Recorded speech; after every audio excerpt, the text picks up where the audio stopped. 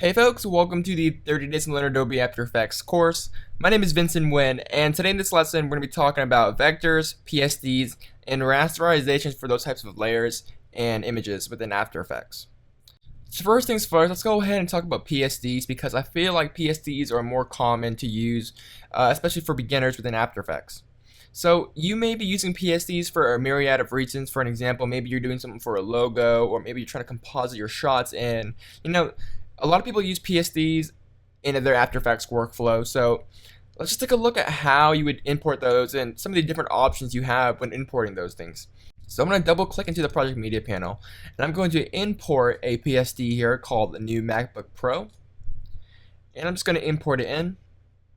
And right when you import it, you have a few different options here. You have import kind, footage, composition, and retain layer sizes. Now, some of these options here are pretty straightforward, such as merge layers, which is kind of just combine layers together, or choose a specific layer that you want to import from that PSD. These are all straightforward. But when you import a kind set to footage, it's going to import your PSD as just a plain piece of footage. It's going to pretend that it's just another image or a flat movie file, and it's just going to import it as something plain that you would see in your composition panel. So nothing fancy here. This is probably the least amount of options you have.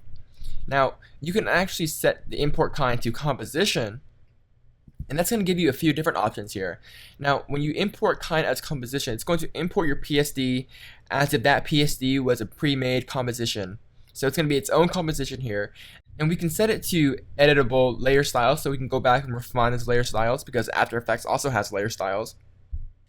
Or we can just merge layers into a single footage, and that's just going to flatten everything out and just put it into a new composition. And of course, composition, retain layer sizes, does the exact same thing, except it's going to retain the layer size. And again, you can read more about it in the description right here.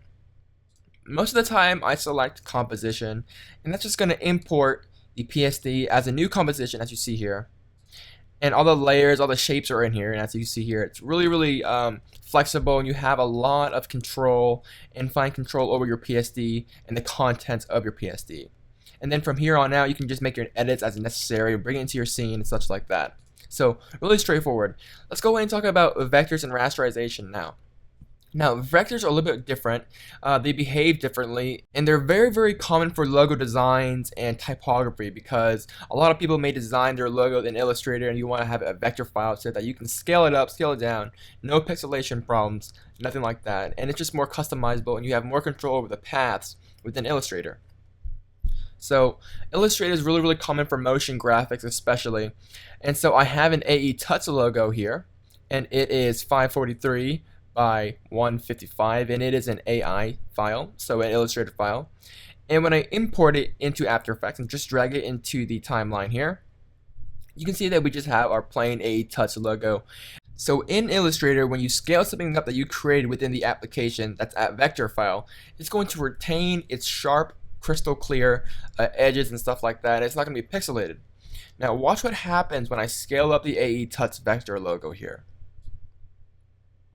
As you see, we get these really ugly, blurry, unsharp edges here, and it's not rasterizing and it's not retaining its crystal sharp edges here, like Photoshop. But this is a vector file, so what's going on? Well, After Effects does this by default to save you some memory and resources on your computer, but you can actually enable rasterization, continue rasterization, by clicking on this little sun icon here, as you see here. For vector layers, it's continuously rasterizing the layer here. So once I click this little icon for the layer, you can see that we have our crystal sharp edges once again, and things are being rasterized once again, and it's just like Illustrator. And this is really extremely helpful for logo design, where you'll be getting really close to your logo and doing some animation with your logo, and you don't want those really ugly, blurry, pixelated edges. So that's how you work with PSDs, and that's generally how you import and work with vector files if needed within After Effects, and understanding rasterization, how that works within After Effects. So in the next lesson, we're going to be talking about motion blur and how to polish your project with motion blur with After Effects. Really quick tutorial, but really interesting, really help your workflow. So if you guys have any further questions, don't hesitate to leave me a message in the forums, and I'll get to them as soon as I can. And once again, guys, my name is Vincent Nguyen. I'll see you guys in the next lesson. Bye, guys.